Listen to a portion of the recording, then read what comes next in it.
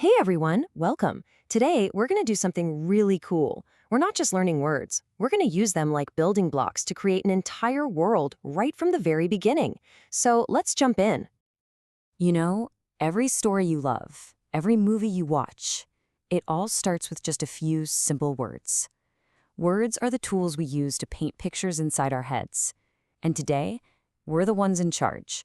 We're going to build something together. All right, every story has to start somewhere, and our story, well, it's going to begin in a huge, quiet, and pretty lonely place. Let's start painting that picture. So, our first building block for this world is the word desert. Now, a desert is a noun, which means it's a person, place, or thing. In this case, it's a place. It's a dry, maybe sandy or rocky area where you just don't get a lot of rain. Picture the giant Sahara Desert. That's the kind of place we're starting with. Now, here's something interesting about the word desert. It kind of has two different jobs. We know it is a noun, a place, but it can also be a verb, an action word. To desert something means to leave it behind or to abandon it. So you can be in a desert, or you could desert your friends, though hopefully you wouldn't. Same spelling, but two totally different meanings. Okay, to add to this picture of our empty world, let's use another word, vacant. Vacant is an adjective. It's a word that describes something. And all it means is empty or not being used. You might see a vacant seat on a bus or a vacant house on a street that no one lives in. So our land right now, it's totally vacant. So, when you have a vacant desert, it creates a certain kind of feeling. And a great word for that feeling is desolation. Desolation is a noun, and it describes this state of complete emptiness and sadness. It's a really powerful word for that feeling of being all alone. Think about this sentence. The abandoned town was filled with desolation. When you hear that, you can almost feel how quiet and lonely that place is.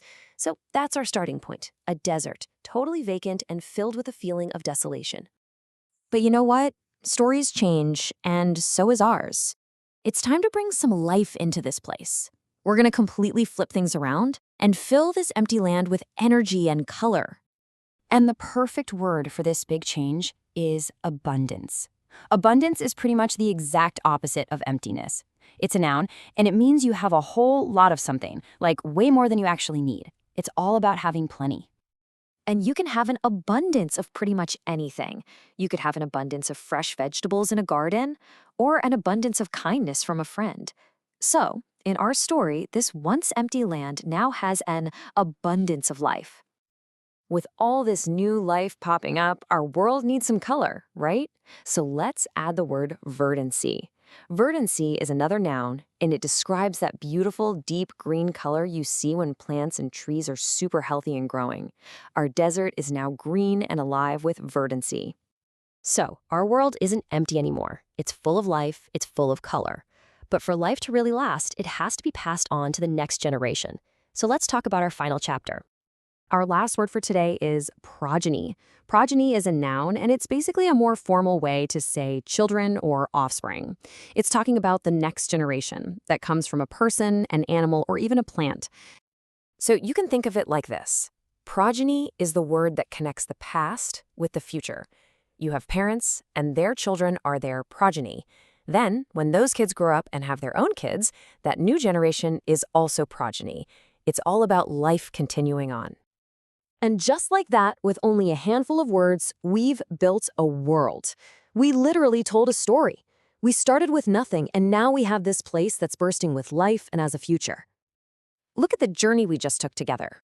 We started in a desert, a place that was totally vacant and filled with desolation. Then we brought in an abundance of life, which created all this beautiful verdancy. And finally, we made sure life would keep going with future progeny. See? Each word was like a new step in our story. So remember, these words aren't just for a test. They're your tools. You now have new ways to look at the world, to describe what you see, and to build your own amazing stories. Now it's your turn. Go create something.